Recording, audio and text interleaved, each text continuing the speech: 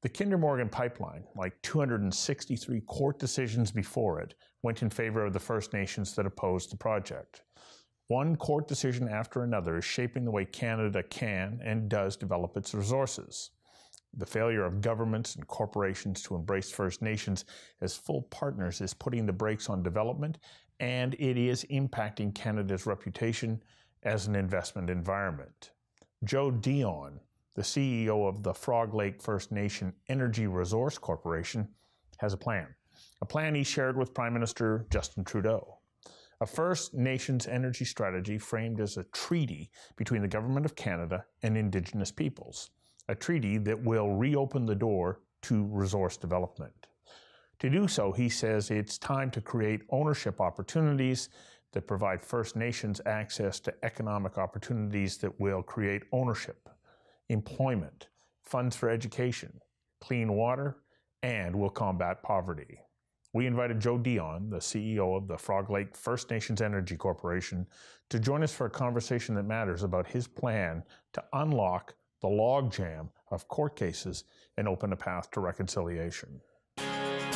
Conversations That Matter is a partner program for the Centre for Dialogue at Simon Fraser University. The production of this program is made possible thanks to the support of the following and viewers like you. Chief Dion, welcome to Conversations That Matter. Thanks, Stuart. Good morning. We're at a very interesting point in our next step forward to what I hope will be true reconciliation between Indigenous peoples in Canada and all of those who came afterwards, some of them to colonize and others just to come and call Canada home.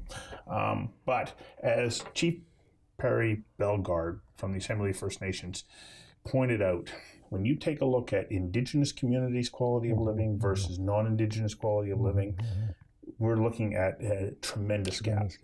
Sixth in the world, non-Indigenous peoples, 68th in the world for Indigenous communities. You have a plan that you say can lift those communities out of poverty and benefit all of Canadian society. What do you see as the path forward? I think the path forward, Stuart, is to get the governments, in this case, the federal government and the provincial governments, leadership in those governments, the Prime Minister and the premiers, to really start taking the subject of Indigenous rights and Indigenous issues seriously. They say they do, and there's some tinkering going back and forth on some legislative issues and some policy issues, and discussions around partnerships with industry and whatnot. But that's not really where the crux really happens. What needs to happen is we need to become equal partners in this country. We need to become full partners in this country. And that means within Confederation, that means to be able to have powers that can basically work with other jurisdictions in this country, whether it's provinces or with the federal government. And the next step basically is equity. Equity in a sense that First Nations, Indigenous peoples have a stake in the resource space. And we have a stake now, which is why the court cases are coming on side with us. That we need the governments and industry need, I guess, as much as you can say, our consent, because the court cases are stopping these projects. So what we're looking for is to lift the poverty, to lift the First Nations and the poor folks in our communities, is to be able to have a revenue stream coming to their communities where they can build hospitals, they can build their own schools, they can build their own roads, and actually have jobs, long-term jobs, that they could start using those revenue streams to look after their families. And right now, at a point in history, there was a time when the level of wealth or poverty, you might say, was equal with non-Canadians and First Nations. But all of a sudden, the non-First Nations took off. The Industrial Revolution came along, and they got lifted up, and we got left on reserve, standing still. Nothing moving, and we had to have license. We had to have a license to go sell our cows. We got when we were successful farmers, we got stripped of our farming implements. Right. So so basically, we got pushed down, stepped on, basically. Yeah. In order for the others to advance, and that's really what's happened. I just got to get you to hang on for a second while we take a quick commercial break. Okay. We'll be right back. Sorry for the interruption, but I need your help. I'm asking you to support the show by becoming a patron. That means pledging $1 per show. Conversations is a unique program. There's no grandstanding, no arguing, no yelling. Instead, I sit down with people who have unique insights, specialized knowledge, and experiences that inform and enlighten. And we do this on an incredibly limited budget with a very small crew. Well, this is my office, and it's where I edit the show. And then once it's ready, we give it away. You know, so many different websites around the world are carrying the show, but they get it for free. They don't pay us. So I'm asking you to pledge $1 per show by going to patreon.com/conversations that matter. Thanks. We want to keep producing conversations, and with your help, we can. Now let's get back to the show. Over the last 35 plus years, starting, I think, largely with Sparrow, then Delgamuukw, and now the Silcotin land claims decision, that has all changed. And there's been another 245 or 250 court cases and counting, where all but I think 3 or 4 court cases have, the courts have come down on the side of the indigenous communities that are involved, saying to those companies and local governments, you have to not just engage, but you have to work with. But now I think post-Silcotin, it's like, it's not just consent, it has to be cooperation. Big time. But is that enough? Because I don't know that cooperation is enough. And what I look at what you're doing at Frog Lake with the Energy Resource Corporation, you are saying, no, we need to be owners. Exactly. And so what are the benefits that come out of that when you actually, you know, as a band or as a community say, this is ours? And like, how does that make a significant difference? It's a small example, Stuart, of where Frog Lake is. We have a land base of 60,000 acres of land, and there's 3,000 people. Half of those live off the reserve, half live on the reserve. And we happen to occupy a land where there's lots of oil in place. We've been able to partner. This is oil in the ground. Oil in the ground, yeah. Inside the reservation. Yeah. 2 billion plus barrels of oil in the ground. Not all of it extractable, but certainly we've been averaging on 5-6% of that. We think with new technology we can get more. Is it a light crude? No, it's heavy. Heavy crude, okay. But it's not tar sands or oil sands. It's oil sands. It's oil. It's heavy oil. Yeah. But we can produce it with coal production. So we've been doing that for the last 25 years, and with partners from China, partners from Calgary and other places, 6-7 partners we have, and basically with their technology and their know-how, they come in and in the process, our folks learn the process. So we've gone from 25 barrels a day to almost 3,000 barrels a day. Cumulative production about 10,000 barrels a day with the whole community. I mean, with all the land base. The wealth we created, Stuart, over the last 10 years has been tremendous. Housing has been built, roads have been built, education has been paid for with these resources. But that's a small example of ownership, as they say, and that's just oil. Not counting the other, whether it's gas or whether it's hydro or forestry or whatever. And what I am saying is, because of the rights extend off the reservations, off on our traditional lands, I'm advocating that we should get a piece of that action, whether it's 5, 6, 7%, whatever it might be. But basically, it's a pie.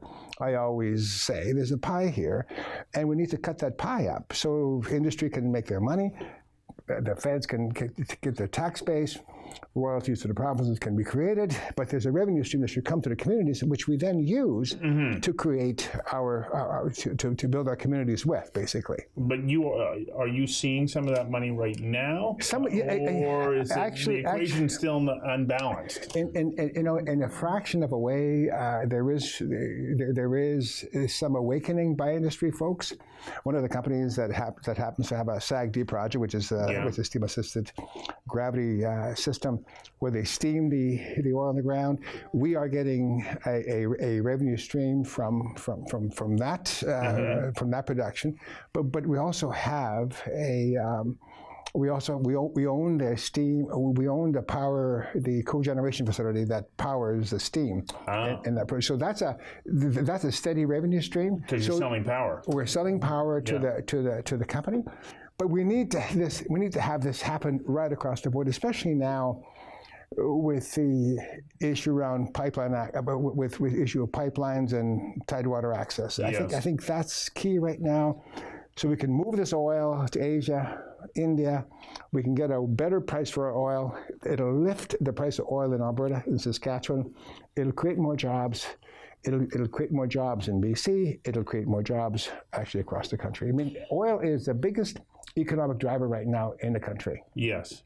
So it's my understanding that you went to the Prime Minister and you said, here is a plan to help you unlock the Canadian economy, but you can't do it without us. You know, what was in that plan? It was a very, very brief meeting. Basically, I call it a treaty. Yeah. It's a First Nations National Energy Strategy that we developed along with the top 10 oil producers in this country, where we talked about requiring the Prime Minister to request for our consent, basically to move to get access to the resource base in the country, and that includes Fort McMurray, Coal Lake, across Alberta. There's a lot of oil still in the ground there, and basically we're looking for his request for consent. And we in turn would provide our consent, but in the process we would basically work out a long-term equity revenue deal for our nations, but also all the nations across,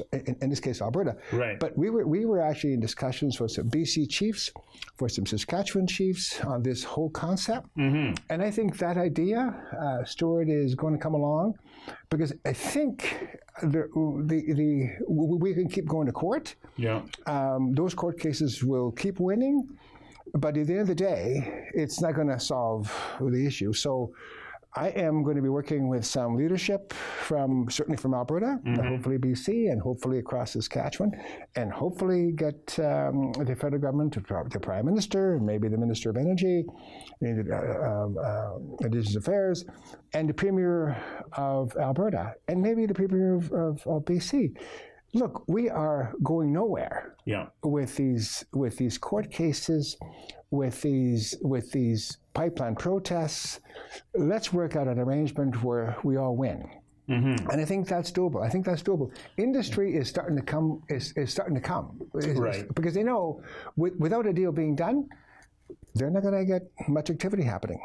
We sit there and we look at the fact that, okay, you have oil in Alberta and you want to get it to market. To Tidewater, exactly. Exactly. Yeah. So, I mean, one of your markets is in the United States, which is becoming a diminishing market. And so, for you to have a market, you have to get to Tidewater, which is another way of you saying you're not opposed to the Kinder Morgan project. As a matter of fact, you need it. We need a Kinder Morgan project, but I think this is where I and Ian have had some differences. I think he's going to the wrong location for Tidewater access, simply because it's a very controversial location. Really, what we're looking for here is this would be an example. Indigenous peoples, First Nations can become owners, owners of the pipeline, owners of terminals, owners of boats, you know, the whole water safety the whole water safety initiative, and emergency response, can be done by First Nations. So those are ideas I think that are out there, and this is the partnership I think that First Nations need to have with each other. Alberta First Nations, BC First Nations, coming together and basically, really becoming the champions for Canada. You know, it's I think it's really our turn to do that. Now, you wrote recently that there are a number of environmental groups who have attached their agendas to that of First Nations, but you argue that that is also standing in your way. Well, you know, First Nations are natural environmentalists. I mean, we've been at this game for a long time. Men and women of the earth. Men and women of the earth. I mean, we're the natural stewards of the environment. So taking that situation, and there are those of us, you know, who are developers who want to see. With the resource base that's out there, which is ours, basically, still ours, whether it's oil and gas or whatever. I know the courts have said so. The Colton case says it's still our land, and so really, I think there's and obviously, the environmentalists could be partners in this arrangement. If you look at what's happened in Norway, how they got there. They became the wealthiest country on a per capita basis in the world, basically, is they got everybody together. They got the indigenous peoples, the environmentalists, they got the corporations, they got the government, all in one room. And they made an arrangement, they made the deal. They have ships, they've got offshore they got offshore drilling locations offshore. People are fishing in those waters. So there's a way to figure this out. And really, I think that's where we need to go. There's science out there, there's technology out there that can make that happen. So, yeah, no question that Jane Fonda's of this world, the Capris of this world have basically, you know, come along and made got a lot of attention because they flew in one day and looked over the oil sands projects along with some chiefs. I mean, that's fine, but you know, it doesn't put food on the table. It does not put any results in our community. So I say we work with the environmental groups, whether they're First Nations or non-First Nations, and as well as First Nations. Let's come to an understanding that we need each other. We got to work with each other, and the same thing applies to the government. So it's. Do you think that's going to be possible with a number of environmental groups and some of those First Nations who have said we're going to stand our ground here? Well, you know what? There's First Nations out there who have told the environmental groups, you know, buzz. You know, we don't need you. We can manage this ourselves. I don't think that's the kind of a discussion I could have. You know, I have... No, because then it becomes acrimonious. Exactly. And that doesn't do anybody any good anyways. Exactly. Yeah. No, I have had discussions with Stuart Phillip, of course. I know them, and we can talk. So I think there's potential here for some kind of an agreement that we can make this happen with a view that you know there's dangers all around. There's dangers in oil, there's dangers in other issues, but I think there's technology out there now that can avoid and mitigate a lot of these potential dangers that could impact the waters, impact the environment.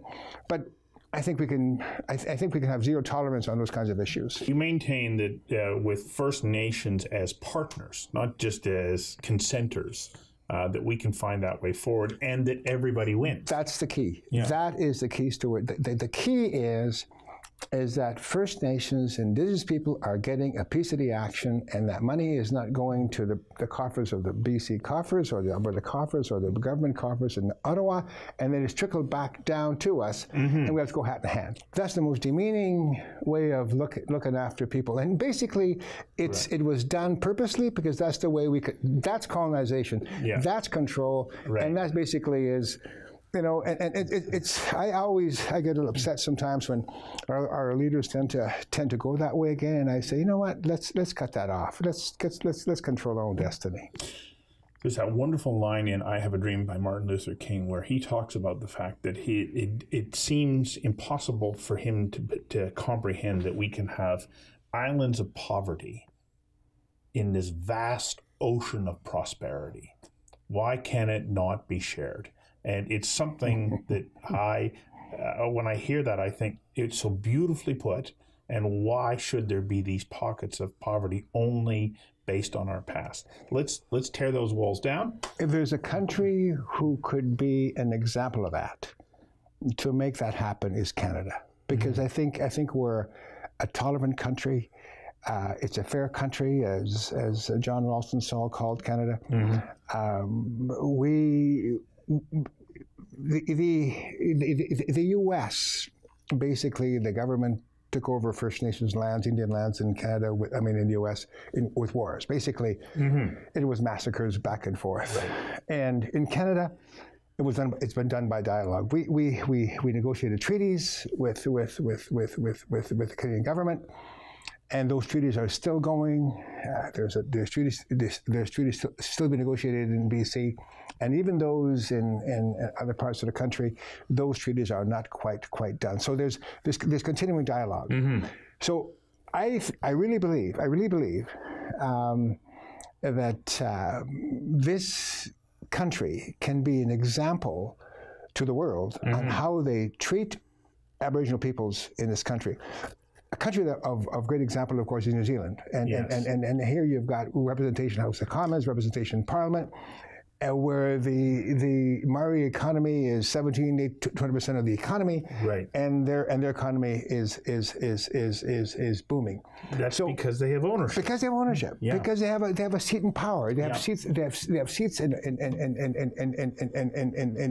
power in the country. So, to me, that's where the rubber has to meet the road. Where we start sharing power, we start sharing resources, and we will hijack this poverty issue big time.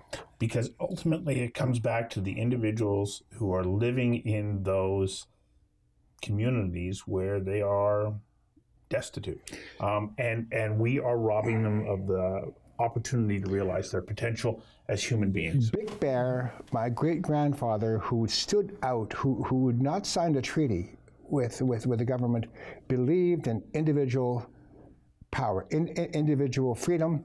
He believed that the only way you're going to build a community, a country, is empowering the individual. Yes. And without that individual being empowered to be able to lift himself or herself up, you're basically going to have a system of dependency and backwardness forever. And that's what's got to happen. We got to lift the individual people in our communities. Aristotle points out that if just one person does not become fully realized as a human being, then something is lost to all of humanity. And we can't have that. And I think that you're absolutely right. It is having access to opportunity that creates jobs and gives people the opportunity to realize their full potential. Exactly. I wish you the best of luck. Thank you very much for coming in and doing this. Thanks so much. Appreciate that.